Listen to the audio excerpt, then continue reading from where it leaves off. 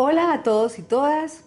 mi nombre es Sol Beatriz Calle de Alemán, soy abogada, socia consultora de la firma Velasco y Calle de Alemán Abogados, con sede principal en la ciudad de Medellín, y los invito en esta charla a conversar sobre el Registro Nacional de Bases de Datos, un tema muy actual en Colombia. Esta conferencia fue presentada en los eventos de InfoSecurity del año 2015 en la ciudad de Medellín, Cali y Barranquilla, y la dejamos a disposición de ustedes a través de nuestro canal de YouTube y en nuestros medios de redes sociales y blogs. Hoy es importante hablar de la privacidad y de la protección de datos personales. Posiblemente escucharon hace poco de una sanción que se impuso a la empresa AT&T por tratar datos, traficar datos, fue la noticia que salió en el periódico El Heraldo, de sus clientes colombianos. 25 millones de dólares fue la sanción que le impuso la Federal Trade Commission, la Comisión Federal de Comercio de Estados Unidos, por un indebido tratamiento de datos. De igual manera, recordemos el discurso de la Unión en enero 20 del 2015 de este año del presidente Barack Obama,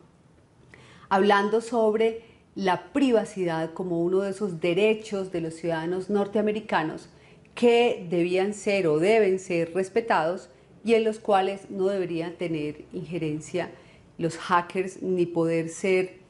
vulnerados o tratados indebidamente los datos de todos los ciudadanos y de todas las personas en Estados Unidos. En Colombia sabemos que el régimen de protección de datos personales ya ha generado una serie de multas, una serie de sanciones. La autoridad de control es la Superintendencia de Industria y Comercio a través de la Delegatura de Protección de Datos Personales. Y esto lo que nos invita a pensar es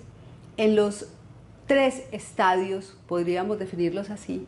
que nuestras empresas hoy deben haber recorrido o deben recorrer aquí en adelante sobre el tema de cumplimiento de la privacidad y de la protección de datos personales. Un primer estadio podríamos decir que es la regla generada por las normas estatutarias cuando se expiden. No debemos olvidar que en Colombia tenemos dos normas estatutarias: la Ley de Habeas Data Financiero, o Ley 1266 del año 2009, que reguló lo relacionado con la información crediticia, de riesgos, de servicios, una información que le compete especialmente a todo el sector financiero, especialmente en todos los procesos donde hay consulta y reportes de comportamiento crediticio de las personas en centrales de riesgos. De tal manera que si en nuestras empresas tenemos de igual forma alguno de estos procesos de consulta o reporte de situación crediticia, bien porque se otorgue crédito a los empleados, bien porque se le otorgue a los proveedores o a nuestros propios clientes, usuarios, etcétera, estaremos bajo el régimen de esta norma que yo he denominado de Habeas Data Financiero. El resto de los datos de la organización es preciso recordar que están protegidos, están regulados por la Ley 1581 del año 2012. En relación con la Ley 1581 y sus exigencias, digamos que un segundo estadio de cumplimiento está dado por la vigencia del decreto 1377 del año 2013, un decreto que se ocupó básicamente del consentimiento. Lo que se buscaba en ese momento era que las empresas, las instituciones públicas y privadas pudiesen continuar haciendo un tratamiento de datos legítimo bajo la vigencia de la ley y por ende en una especie de legalización de estas bases de datos, el decreto 1377 determina lo relacionado con el consentimiento. Hay que recordar que el consentimiento es la facultad o la autorización que los titulares de datos deben otorgar sobre el tratamiento de esos datos, previamente informados sobre la finalidad de ese tratamiento, y que desde esa perspectiva esta norma nos habla de 3 tipos de consentimiento. Nos habla del consentimiento que se puede obtener de manera verbal, del que se puede obtener de manera escrita, bien sea en un medio digital o en formularios, etc. Y como un asunto novedoso que incluso en Europa hoy se está mirando, el consentimiento por una conducta inequívoca del sujeto, es decir, por una acción suya que de manera inequívoca, es decir, sin ningún tipo de reparos y sin ninguna duda, el sujeto afirma o permite o autoriza o legitima el tratamiento que se están dando de sus datos. La videovigilancia podría ser un ejemplo de este tipo de consentimiento por conducta inequívoca, por ejemplo. El decreto asimismo, esta norma, este segundo estadio de cumplimiento sobre tener consentimiento de los titulares de datos de quienes tratamos información personal, de igual manera generó una especie de transición e hizo unas permisiones, podríamos llamarlo así, de carácter excepcional. Fue el caso de todos los avisos de prensa que se sacaron de los correos electrónicos que muchas empresas enviaron de acuerdo a las situaciones específicas y excepcionales, que no debemos olvidarlo, son excepcionales, que el decreto traía para poder lograr obtener el consentimiento de todos los titulares de datos personales que existían o existen aún en nuestras empresas. Estas normas y este régimen de transición posiblemente no fue muy claro,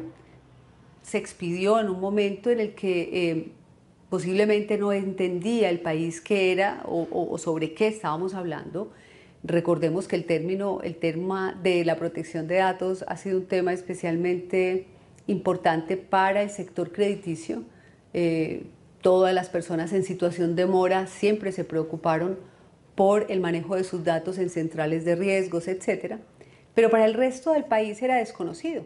Sin embargo, cuando esta norma se expide, la primera que reglamenta la Ley 1581, pues bajo este decreto se empezaron a hacer todas estas acciones y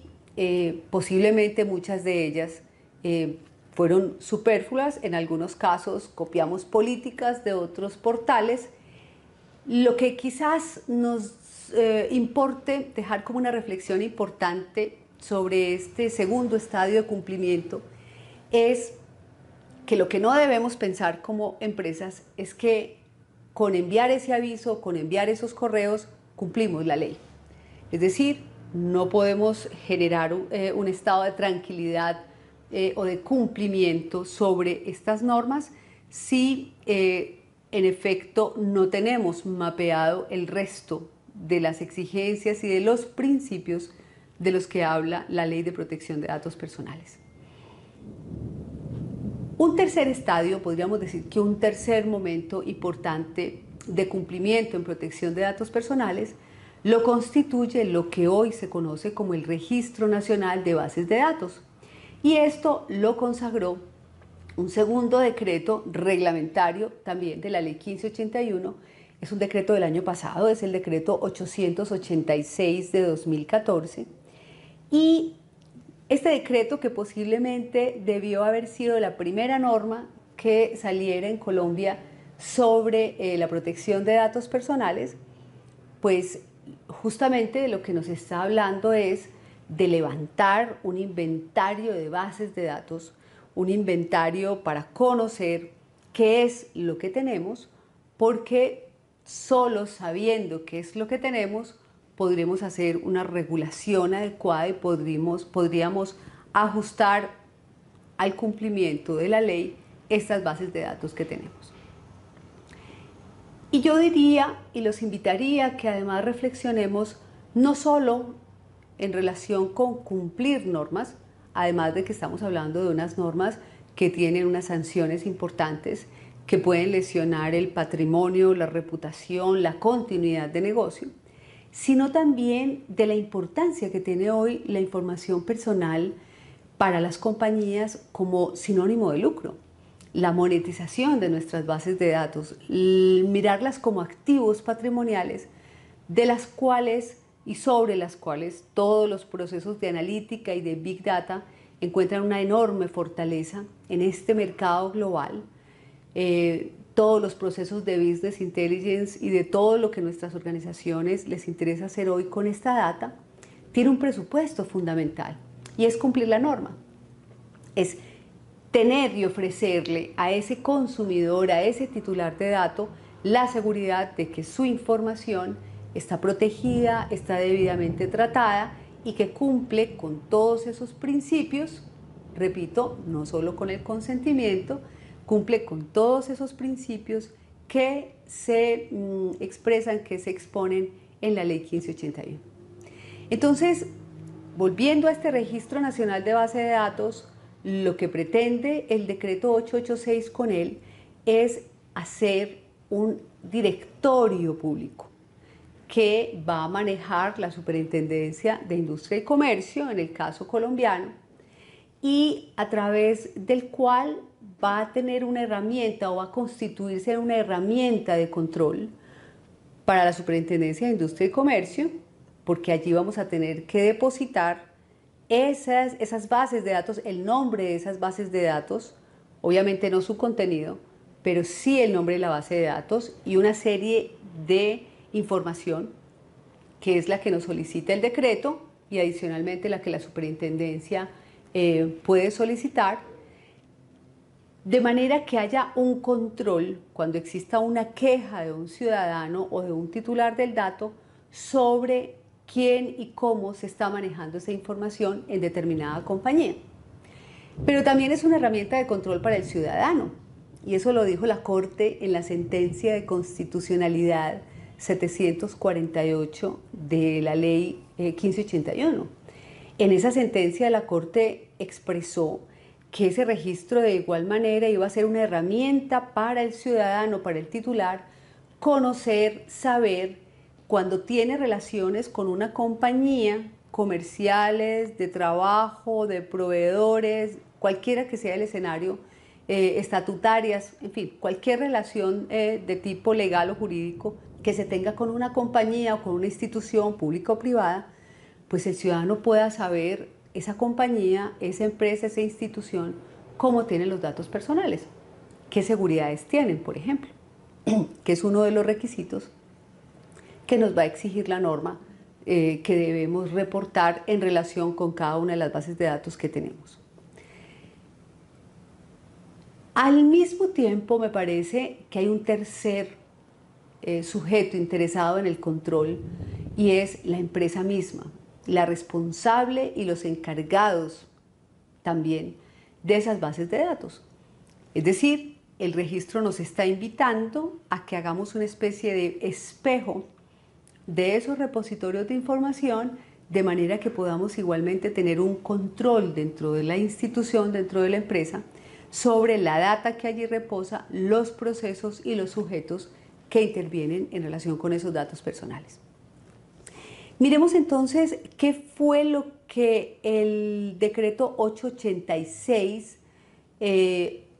trae sobre ese registro nacional de base de datos. Hoy es muy importante que tengamos en cuenta que el Registro Nacional de Base de Datos nos solicitan dos tipos de información o tenemos dos fuentes de información. El decreto trae una información mínima, es decir, esto es lo mínimo que usted debe tener en cuenta al hacer su inventario de bases de datos. Y por su parte, la Superintendencia de Industria y Comercio, que tiene la facultad de adicionar esta información que trae el decreto, también ha contemplado una serie de requisitos en un proyecto, un borrador de anexo a la circular única de instrucciones que tiene la SIC, y en la cual con estas dos fuentes, digamos, de información, hoy deberíamos estar preparando cómo responder frente a este reto, cómo responder frente a este inventario y bajo qué criterios vamos a hacerlo de cara al cumplimiento de la norma y, como lo expresaba un poco antes, de cara a poder monetizar, a poder encontrar verdadera riqueza a través o a partir más bien de los datos y de la información personal que tiene nuestra compañía. ¿Cuál fue entonces la información mínima o cuál es la información mínima que de la cual nos habla el decreto 886? El decreto 886 nos exige como información mínima, en primer lugar, determinar el nombre de la base de datos, la finalidad, es decir, cuando yo armo, por así decirlo, una base de datos, lo estoy haciendo con qué fin, cuál es el propósito de recolectar datos y incluirlos en un repositorio o en un archivo de información. Debo asimismo indicar los datos de ubicación, de contacto y de identificación del responsable de la base de datos, es decir, quien la recolecta, así como del encargado del tratamiento. Recordemos que los encargados de tratamiento son personas naturales o jurídicas que nos proveen servicios, que hacen tratamientos por cuenta de quien recoge el dato. Es el caso de los call centers, por ejemplo, es el caso de proveedores de transporte, de proveedores de logística, todas aquellas personas que ingresan a la data, permítanme esta expresión, tocan nuestros datos por un encargo que yo les hago a través de un contrato, por ejemplo. Entonces, no solo debo reportar en el Registro Nacional de Base de Datos el nombre de la empresa responsable de quien recolecta los datos, sino también de quienes son encargados de tratamiento sobre esos datos, aunque el tratamiento sea, por ejemplo, solo almacenamiento. Allí ya hay un tratamiento, porque almacenar es un tipo de tratamiento de datos. Entonces tenemos el nombre de la base de datos, cuál es la finalidad de la misma, la dirección, ubicación, identificación y contacto de responsable y encargado, los canales, nos dice el 886, los canales para el ejercicio de la habeas data, es decir, esos titulares de datos en esa base de datos que yo tengo, que es cómo pueden relacionarse o cómo pueden contactarse conmigo para ejercitar su derecho a la habeas data. Y recordemos que el ejercicio del derecho de la habeas data supone que todos nosotros como titulares de datos podamos conocer, actualizar, rectificar la información que de nosotros se tiene sobre bases de datos públicas o privadas. Igualmente tendremos que especificar cuál es la forma del tratamiento, es decir, si estamos hablando de una base de datos automatizada o estamos hablando de una base de datos digital o si estamos hablando de una base de datos manual. Podríamos decir que hoy quedan pocas bases de datos manuales o escritas en papel físico, sin embargo, si las tenemos, también hacen parte de ese inventario y debemos indicar además si hay datos de esta forma. Y finalmente el 886 o el decreto 886 nos dice también es preciso que generemos o informemos sobre la política de tratamiento de datos personales. Hasta ahí podríamos decir que son los requisitos mínimos que el decreto 886 nos está invitando a realizar. Ahí surge una pregunta, la primera pregunta que surge es si tenemos claro cuál puede ser el criterio para inventariar las bases de datos. No podría ser todo repositorio de información de cualquier tipo que se tenga en los computadores de los colaboradores de una empresa, que podrían llegar a ser miles de conjuntos de bases de datos, registros, repositorios, bases de datos, como tampoco podría ser la única base de datos en la cual reposa toda la data, porque técnicamente está en este tipo de herramienta informática. Debemos elegir un criterio a nuestro modo de ver que puede ser interesante, es el de los stakeholders, con los cuales se relaciona una compañía, más o menos igual para todas. Uno podría pensar que todas nuestras instituciones tienen datos personales de sus empleados, de sus colaboradores, servidores públicos, que tenemos datos de los clientes, consumidores, afiliados, de las personas que adquieren nuestros bienes o servicios, que podremos tener datos de proveedores, personas físicas. En buena parte todos tenemos proveedores, y los que sean personas físicas o los datos de contacto de las personas jurídicas configuran o constituyen esta base de datos. Bases de datos de accionistas, en algunos casos, de grupos directivos que requieren de cierta seguridad o de cierto nivel importante para poderlos, digamos que clasificar en una base de datos aparte. El Estado, datos en relación con el Estado. Finalmente todos tenemos una relación con el Estado, mínimamente de carácter tributario. Y datos de la comunidad en general, por programas de responsabilidad social, piensen por ejemplo, o en el caso de eventos generales que se hagan abiertos a la comunidad. Es decir, terceros, personas que sin una relación contractual con mi compañía, pues resultan en mis bases de datos y trato datos de esas personas por esa razón. Este podría ser un criterio de subdivisión o subclasificación de bases de datos como una forma adecuada de poder hacer ese inventario del cual nos va a solicitar la superintendencia que debamos hacer el registro en el sistema de información que se está preparando o terminando de hacer para eso. Pero además de estos requisitos, la Superintendencia de Industria y Comercio, en este borrador de circular que les mencionaba, ha exigido otros requisitos. ¿Cuáles? En primer lugar, es preciso de esa base de datos que tenemos inventariada, debemos describir los tipos de datos personales que tenemos. Esto es importante, ¿por qué? Porque de acuerdo al tipo de dato,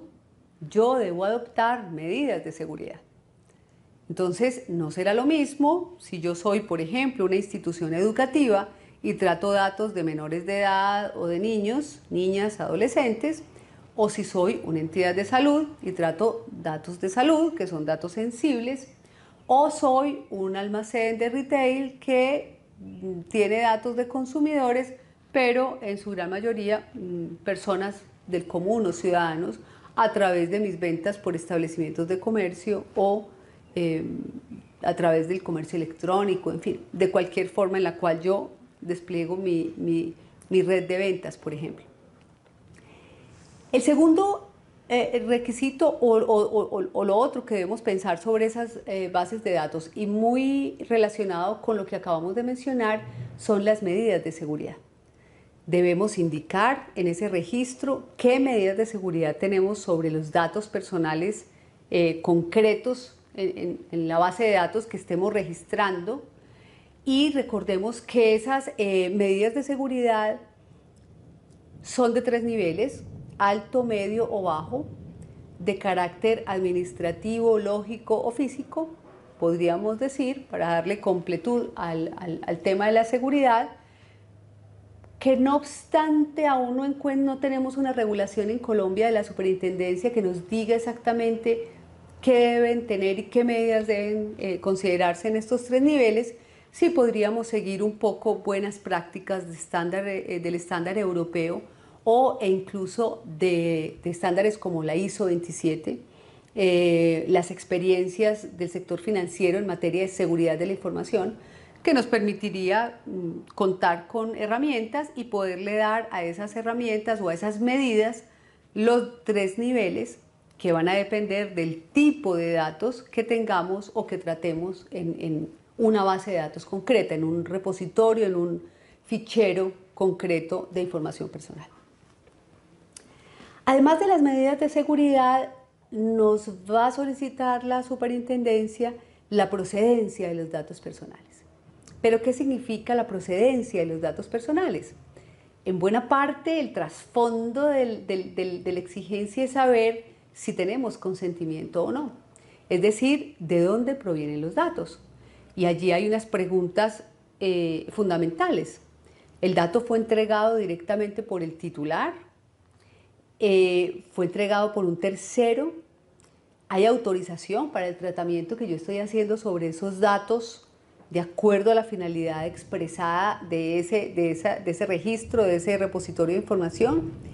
Y si de pronto el consentimiento no se requiere de manera expresa, pues ¿cuál es el argumento? ¿Cuál es la causal que permite que la empresa esté tratando esos datos? Me refiero a, o bien que existe una legitimación legal, es decir, se hace porque hay una orden legal, porque hay una norma que está previendo esa circulación del dato, por ejemplo, a las autoridades. En muchos casos, piensen en los temas de salud pública, donde los hospitales y las empresas tienen que enviar una serie de información sobre pacientes en ciertas condiciones, caso en el cual pues no estaríamos hablando de la necesidad de un consentimiento, porque de alguna manera está implícito esa autorización en una norma que, por cuidar el bienestar y el orden público de las demás personas, nos va a exigir o nos va a inquirir para que yo reenvíe o envíe esos datos al organismo pertinente de salud pública, por ejemplo. O bien porque el tratamiento se está haciendo en el marco de un contrato cuyo objeto supone que exista ese tratamiento. Piénsese, por ejemplo, en el contrato de trabajo. Cuando yo en el contrato de trabajo debo hacer tratamientos, discúlpenme la redundancia, sobre los datos de esos empleados para gestionar la nómina, para el pago de prestaciones sociales, para cumplir con la exigencia de la seguridad social, etcétera, pues son tratamientos que devienen de la naturaleza misma de ese contrato, que incluso puede ser un contrato de carácter verbal, y caso en el cual pues no necesitaríamos un consentimiento de todos los empleados para poder pagar la nómina o pagar prestaciones o desplegar estas acciones que son tratamientos sobre los datos, pero que devienen del cumplimiento de un contrato previsto en la ley. Entonces, en este requisito podríamos decir que cuando en el proyecto de circular lo que se está diciendo es la procedencia del dato, debemos ser muy juiciosos y cuidadosos en saber qué se requiere y cómo llegaron esos datos a ese repositorio de información que estamos reportando o que estamos registrando en la SIC. En otro aspecto nos va a solicitar la SIC si existe una transferencia internacional de datos. Y hay una transferencia internacional de datos cuando el dato sale del territorio colombiano. En esto es importante tener en cuenta no solo en nuestros grupos, nuestras empresas multilatinas, cada vez con más filiales y con más impacto en otros países de Centroamérica, de Latinoamérica, de Estados Unidos. Nos va a interesar saber que no porque exista una unidad de grupo, yo puedo legitimar los tratamientos de datos en una sola de las empresas. Es decir, mientras yo tenga personas jurídicas independientes, cada una de ellas deberá tener dentro de sus procesos mapeado el tema de protección de datos personales y hacer el inventario del cual estamos hablando. De igual manera, el otro aspecto que me parece muy importante tener en cuenta en relación con la transferencia internacional de datos es el modelo cloud computing en aquellos casos en los que la información personal está en servidores no ubicados en Colombia, sino en otros países del mundo. Y esto es importante porque recuerden que cuando yo tengo datos en países no seguros, estoy violando las normas de protección de datos personales. Entonces, transferencia o transmisión de datos sin un contrato, sin aquiescencia de la superintendencia o a países no seguros, estará prohibido por la ley, y en ese caso yo debo, además de adecuarle el asunto, reportar dentro del registro y el inventario que estoy haciendo si los datos que estoy reportando en ese fichero o en ese repositorio de información son datos que están por fuera del territorio colombiano. Igualmente debemos decir si hay una circulación o cesión de la base de datos, es decir, si la base de datos sale del entorno del responsable del dato y se le entrega a terceros. Casos en los cuales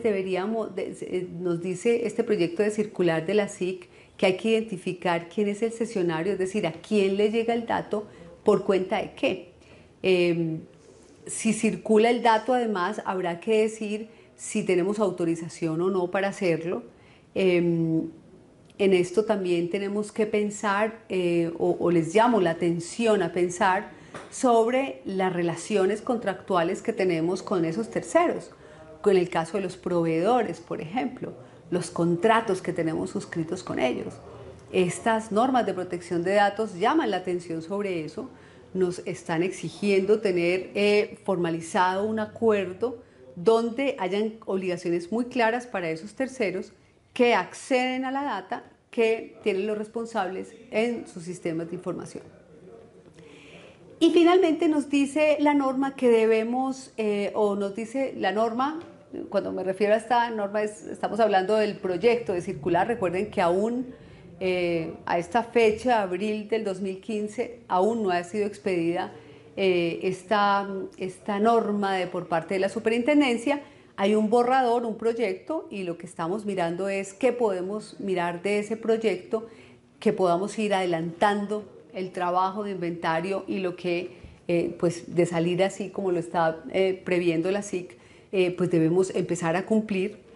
en los términos que de igual manera el proyecto determina. Y entonces les decía que el último aspecto o la información respecto de la cual debemos reportar o registrar en el inventario, en el Registro Nacional de Base de Datos, tiene que ver con lo que se denomina el reporte de novedades. Y el reporte de novedades lo que indica es que de manera semestral las empresas deberán reportarle a la Superintendencia de Industria y Comercio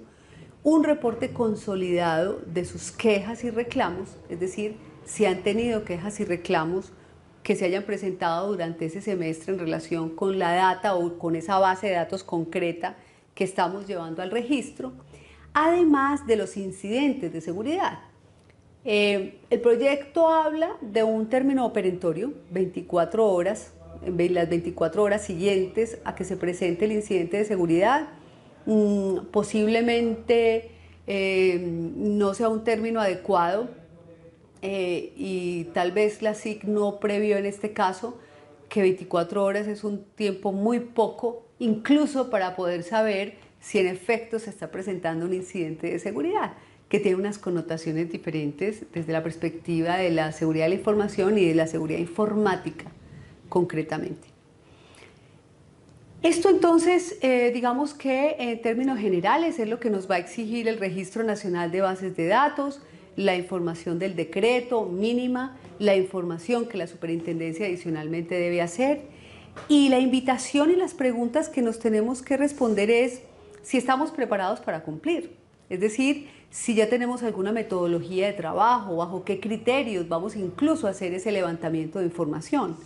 Este tercer estadio, digamos, de cumplimiento de la norma a través del decreto 1818, lo que nos permite es mirar el tema hacia el cual empiezan a converger todos los países y las empresas, no solo en Colombia, sino en el mundo, que es el tema de la responsabilidad demostrada. Es decir, de que yo sea capaz de implementar dentro de mi organización todas estas reglas, estas normas, es decir, que aquellas políticas que declaramos hace un par de años y esas normas generales que tenemos colgadas en los portales web, pues sean una realidad. Y la forma inicial de hacerlo una realidad va a ser justamente lo que esta norma nos está indicando que hagamos. ¿Cuáles son sus bases de datos? ¿Qué es lo que usted tiene en términos de data personal? ¿Cómo tiene esa data personal? ¿Cómo va a registrarla? Porque toda esta información mínima, toda esta información que nos están pidiendo las leyes y las normas, pues lo que nos invitan es a mirar cómo están esos procesos y si de cara al cumplimiento de esta ley, pues ya estamos preparados o por lo menos tenemos indicios de cómo vamos a realizar este trabajo. Eso era entonces lo que queríamos compartir con ustedes. Muchas gracias por seguirnos, muchas gracias por escuchar hasta el final esta intervención.